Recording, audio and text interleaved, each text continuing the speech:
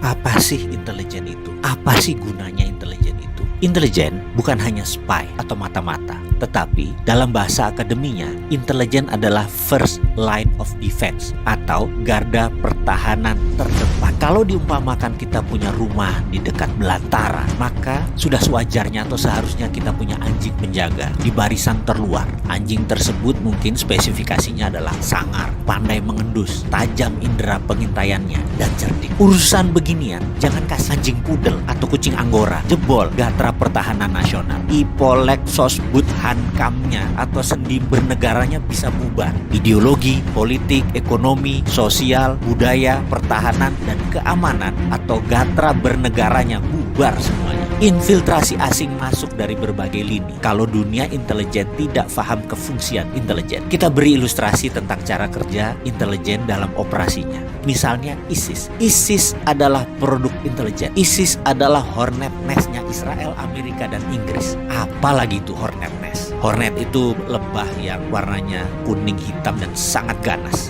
Nest adalah sarang. Apa itu? Kita terangkan sedikit. Zaman Pak Harto adalah salah satu zaman di mana intelijen banyak melakukan operasi untuk keamanan negara. Misalnya dulu ada geng anak liar atau gali ya, dan premanisme merajalela. Maka dilakukan operasi Petrus, penembakan misterius, dan berbagai cara kejam dalam tanda petik. Sebagaimana saat ini Duterte melakukannya di Filipina, mengeksekusi mati lebih dari 20.000 bandar narkoba. Zamannya Pak Harto malah nggak sampai segitu. Duterte pernah mengatakan dia belajarnya dari brother country-nya Filipina, yaitu Indonesia zaman Pak Harto. Kita ingat ketika waktu itu di zaman Orba, Petrus, dan berbagai cara membersihkan preman dan penjahat. Tapi demi Hornet Nest, tidak semua dihabisi. Ada satu kelompok disisakan. Kelompok ini dibiarkan, bahkan dipelihara kesannya. Sebenarnya bukan dipelihara, tapi tujuannya untuk menjebak, yaitu Hornet Nest tadi. Para preman dan penjahat tadi jadi merapat ke kelompok tadi. Itulah Hornet Nest. Jadi kemunculan orang-orang preman tadi ke permukaan, gabung dalam kelompok yang tersisa satu ini,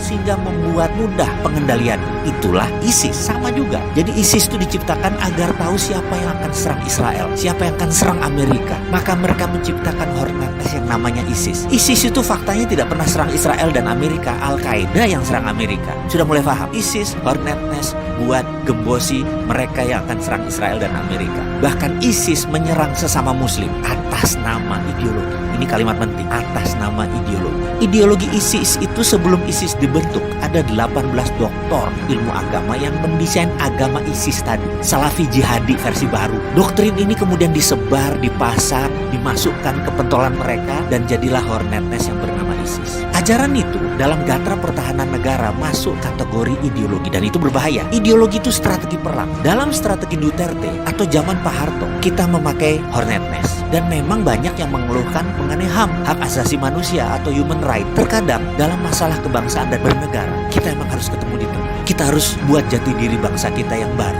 agar kita tidak terkoyak-koyak. Maka sekedar bertanya aja nih, saya yang bodoh ini, saya yang sontoloyo ini, tinggi mana sih human right dengan nation right? Yuk ke depan kita tata ulang negara berdasarkan nation right.